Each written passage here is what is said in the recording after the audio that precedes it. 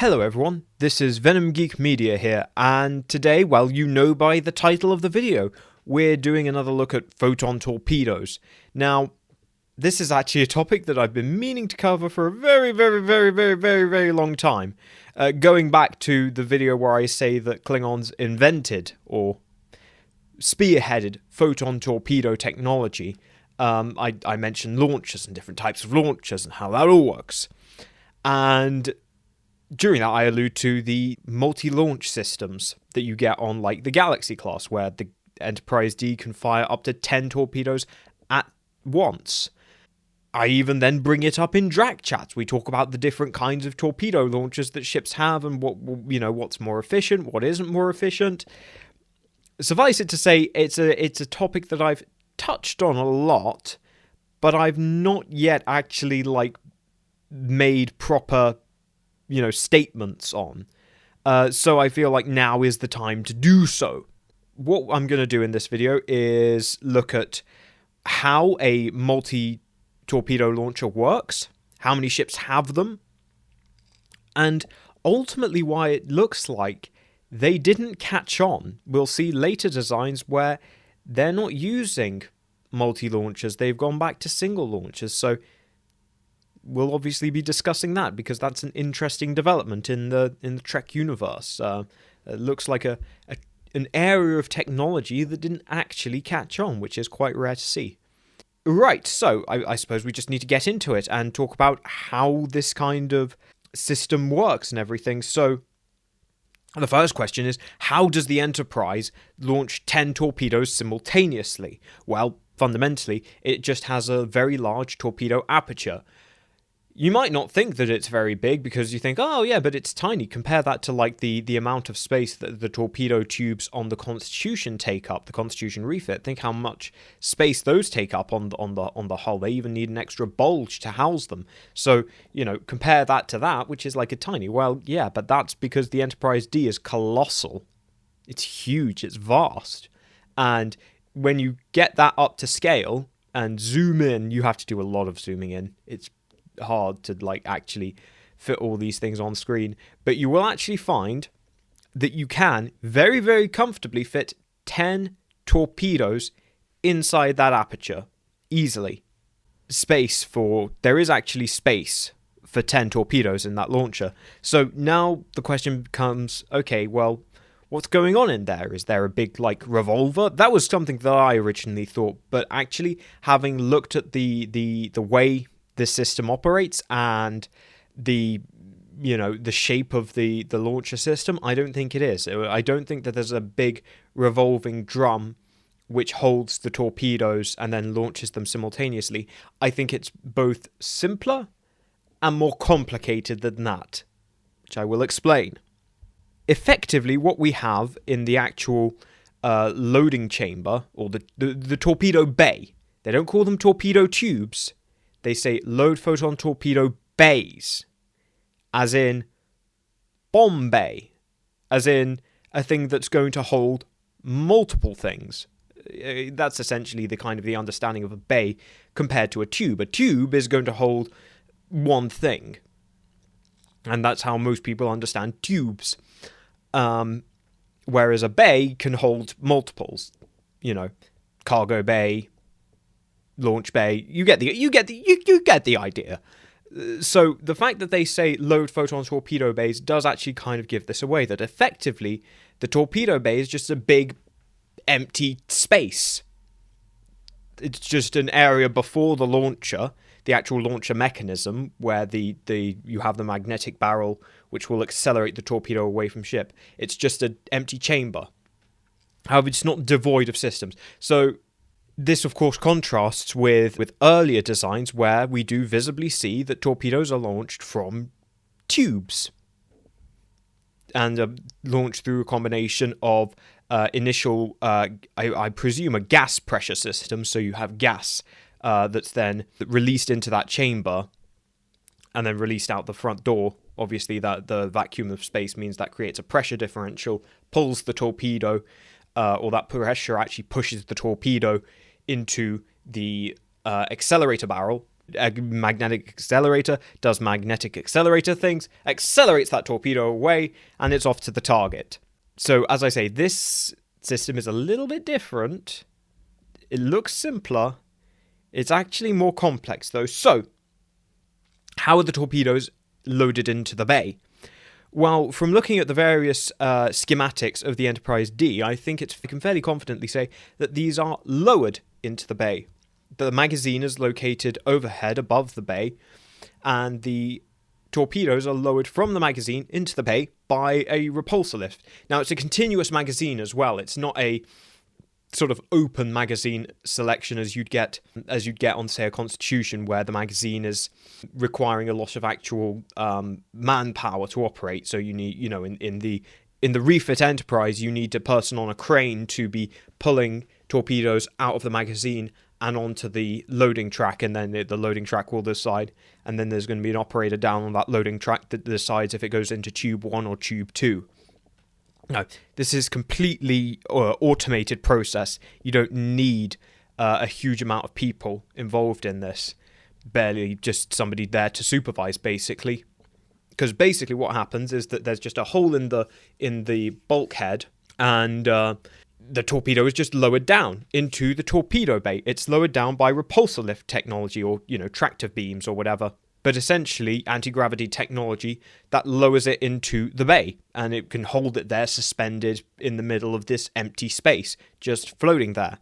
Now, of course, depending on how many torpedoes you want to fire, you can load more in, up to about 10. During this time, the main launch doors that lead to the accelerator barrel and out the breech are closed, obvious safety reasons, and the magazine door is open. Now, we'll get into various safety protocols and give and take there. So, once the bay is loaded, the loading door closes and the firing door opens. It takes about 1 second for each torpedo to be loaded. So it's a pretty fast mechanism. Now, of course, that means for a full burst, though, you are waiting a total of 10 seconds. The launch door to be closed while the magazine door is open and you're loading.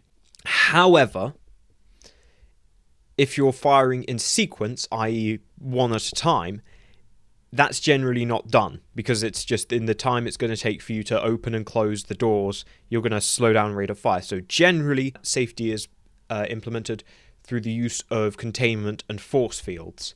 Obviously, that's not as safe as solid bulkheads, solid doors, but it's enough contain any kind of ammunition explosion that takes place.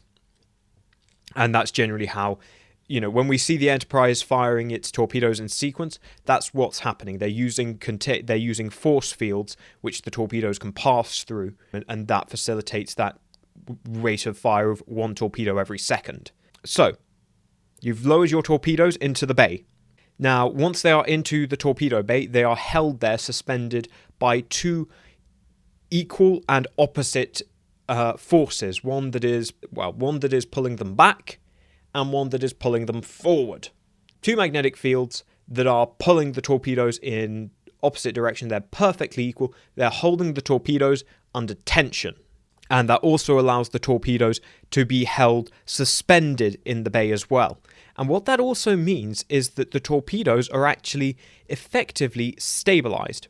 A torpedo in a tube, or any other kind of system where the torpedo is actually in contact with the ship's hull, means that the torpedo will undergo the same inertia as the ship itself. So if the ship is going through a maneuver and carrying some inertia, that inertia is going to be carried into the torpedo when it launches. Now, of course, it's not a colossal problem. Torpedoes have their own drive systems that allow them to make course corrections appropriately. But say, a ship is midway through veering off or about to start veering off as it launches its torpedo, well, that's going to bias the torpedo, and it's going to take the torpedo a little bit more time to bring itself back on course towards the target. Now, in this system, where the torpedo is just held suspended, it means that the torpedoes are kind of just riding in there independent of whatever maneuvers the ship is undergoing. And it also means that when it comes to launch time, they won't be affected by the inertial bias of the ship. So whatever the ship is doing, the torpedoes can continue on whatever course they need to be going on. And that just helps a little bit improve the accuracy. So upon firing, the resistance field that is pulling them back releases, and the torpedoes fly forward into the magnetic acceleration chamber, where you have these big magnetic accelerator coils, railgun basically, little railgun, and that goes whoosh, torpedoes out the door, close the door, repeat the process. That's basically how the Enterprise D's torpedo launchers operate. It's very simple, but also requires a lot of very, very, very complex technology. You certainly couldn't pull that off in Kirk's time. That does really show the development of technology in the 24th century, that you can do that, and that you can still launch a 10 torpedo spread whilst also ensuring accuracy. And that's very important, because we'll get onto the various uses of a 10 torpedo spread. The main thing is that this system is made possible by the sheer size of the galaxy, that you can have a giant torpedo bay, not a torpedo tube. We're not doing torpedo tubes no more. Get those out of here. We don't need your little pathetic torpedo tubes. We've got torpedo bays. That's the scale that the galaxy operates at. And that's what allows them to have this process. You know, that includes the vertical loading system and the magnetic tension fields, and what allows for that massive launch of 10 torpedoes simultaneously. It's all down to the sheer size of a galaxy class. That's what enables that kind of system to operate. So I suppose I should now just talk about other systems elsewhere. I had a little look and did some scaling, and we do actually see this system implemented on the Negh'var class, the Andrew Probert version of the Ambassador class. The reason the Negh'var is able to pull it off is because it locates the torpedo tubes lower in the secondary hull, where there's a lot more space. So after looking at the Negh'var class, I of course had to look at the Ambassador class, and that's actually quite difficult to do, because not many illustrations actually necessarily even show a torpedo launcher being modelled on the Ambassador class, but there are some illustrations out there that do. The best I could see from the Ambassador class was basically still a torpedo tube, was capable of fitting 3 torpedoes in there, allowing for a 3-round burst. But that's all you're getting. 3 rounds. Now, again, this is possibly where that technology was pioneered, and then they, of course, expand that into what we see in Negh'var and Galaxy, but it's only a 3-round burst. Another ship that is capable of doing a large burst is the Negh'var, the main nose cannon. A lot of people think that main nose cannon is a disruptor. That's not actually the case. If you're talking about the Voudet variant, the one that doesn't have the siege guns and that has the big spiky bits on the nose and the wingtips, then yes, those are disruptors. But on the regular Negh'var variant, it's actually a torpedo tube, and that can actually easily accommodate 8 Klingon torpedoes. So you're looking at an 8-round burst. Not to mention the other torpedo launchers that the Negh'var probably has. That's a whole nother question. It's very difficult to define with the Negh'var. And then similarly, that same torpedo launcher would be used on the Torpedo Watcher. It's the same kind of torpedo launcher, would have a similar size aperture, and so could deliver those 8 torpedoes. I can't honestly tell with the Romulans. You're just going to have to guess yourselves, because I haven't got a clue. The Romulans are not big fans of modelling torpedo launchers for some reason. I guess they just like their disruptors so much. So yes, that's all I can really say in terms of ships that I found that actually have those multiple launch torpedo bays. So it's not many. So let's look at the reason why this isn't the case, why this isn't more widespread. And that reason is the anti-Borg fleet. So in Prodigy, a recent clip I saw from Prodigy, I don't watch Prodigy, but I saw this clip because it's a cool clip. And we see the launchers in the Akira's main module, the dorsal module. We see those launchers spinning as they fire, essentially suggesting that they are kind of a revolving system. So the torpedoes are fired, the system rotates and keeps loading in new ones at the back, probably where it's safer in a central sort of magazine system. The design of the Akira does sort of imply that that is a spinning mechanism, so I'm quite happy to see that. It gives the ship a little bit of life. But those are actually single shot launchers. Now, I did go in and I did have a look, scaling the torpedo to the launcher aperture, and I found that with the Akira, the launchers are shorter, they have less height, so you can only really fit 3 to 4 rounds in there. So maybe you could say those launchers are capable of a 3-round burst, but I don't think they're intended for that. I think that's more just to allow, the torpedo more space to traverse onto a particular target while still in the launcher. Other classes, such as the Parliament, Sovereign, Intrepid, Sabre, and Steamrunner classes, all actually use single-shot tubes, from what I can tell, at least by scaling. The Parliament, which I actually expected to be quite big, given that it's sort of galaxy-inspired in some respects. No, those are single-shot tubes. Same with anti-Borg ships, same with the Sovereign. So, why? Why is that? They developed this technology in the 24th century. By the time we're getting to the anti-Borg fleet, this is an established technology that Starfleet, should understand very well. So why aren't they implementing it? Well, okay, let's get into the problems of a multi-shot torpedo bay. So, number 1, 10 seconds. It's a long time. It's a very, very long time. I mean, I could leave dead space here for 10 seconds, and you'd realise just how long 10 seconds is, especially when you're under fire. So 10 seconds is a long time to wait. It's fine for performing an alpha strike, but if in any kind of long-term engagement, any kind of fight to the death, those 10 seconds are going to hurt. It's also, of course, just one big launcher fed by one big loader. So the reliability problems are, a definite risk. You could risk very easily being caught, with your pants down. There's no redundancy in that system. If you've got 10 torpedoes and you've got multiple targets, it's going to be very, very tempting to fire, like say you've got 5 targets, you're going to fire 2 torpedoes at each target, which looks impressive, looks good, you've hit them all. But you've also only hit each target with 2 torpedoes. Now imagine what would happen if you had just hit 1 target with all 10.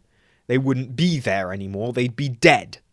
So one of the problems of that system is that it does encourage dispersive, not focused fire. Fundamentally, the problem of this launcher system is that it comes down to, do you want a DPS build or do you want an alpha strike build? Now, anyone who's in any form of gaming will understand what I mean. Alpha strikes, they're great.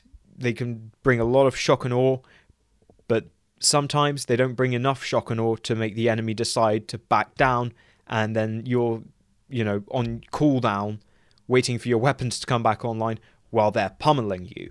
If you were engaging a lot of enemies one-on-one, yeah, you know what? A 10-round alpha strike, particularly, let's say, if you're dealing with an enemy who has a very short engagement window. Let's say you were dealing with a big battleship that could keep decloaking and cloaking in between its own volleys of fire, and you actually have a very narrow window with which to engage those vessels.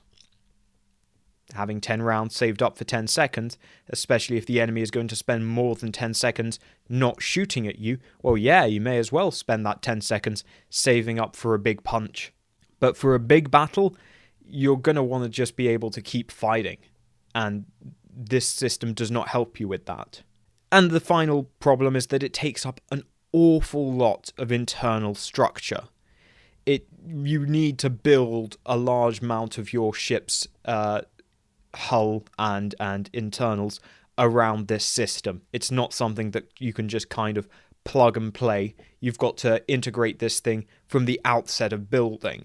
And of course it involves all kinds of compromises in terms of the profile of your ship. You're going to make your ship taller by implementing this system. You can't make it, and that's going to make it a bigger target. So there's all these things that should be taken into account when looking at whether or not you actually want this system.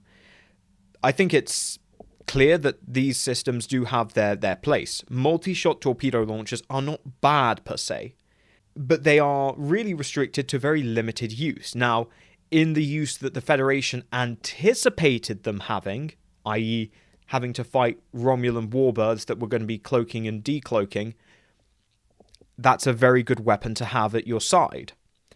But in a war, in a big linear battle against large enemy fleets, your 10 rounds sort of get lost very quickly, and it burns through ammunition very quickly. And it requires a dedicated build. You have to build your ship from the outset to integrate these systems. And given the amount of investment and energy that this system takes, it's really not worth it compared to the simpler single-launch torpedo system, and you could just introduce multiple torpedo launchers to that system and still get the same effect with the added benefits of redundancy. That's really what it comes down to. So for the situation the Federation was anticipating in the sort of mid-24th century, where they were worried about renewed conflict with the Romulans, made perfect sense. For the Dominion War and other similar conflicts, it doesn't really have the same utility there. And I would also say that when push comes to shove, ultimately, it's not a weapon of war. To quote Colonel O'Neill, "This is a weapon of terror. It is designed to intimidate the enemy. This is a weapon of war.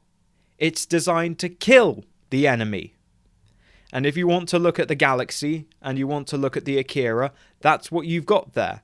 Imagine, the Federation's engaged in some border conflict with the Telarians or the Cardassians or whoever it is, and you come in and you fire off 10 torpedoes in a single burst. Yeah, they're going to take notice of you, and they're going to be pretty rattled by that. But are the Dominion going to be rattled by that? No, because they know exactly what you're trying to do. They know you're just trying to intimidate them. They're willing to fight and put themselves on the line. And you know what? Your weapons of terror stand no chance against their weapons of war. So those are my thoughts on the multiple launch torpedo systems of the Galaxy class, how that system operates, and also why we don't see that system carrying through into later eras of Trek. It's obviously revealed that technology wasn't quite all that it was hoped to be. So I hope you all enjoyed. Thank you for watching. Make sure to leave your thoughts on the comments below, which system you think is better. Is my assessment right, or am I being a bit unfair? And I will see you guys in the next video.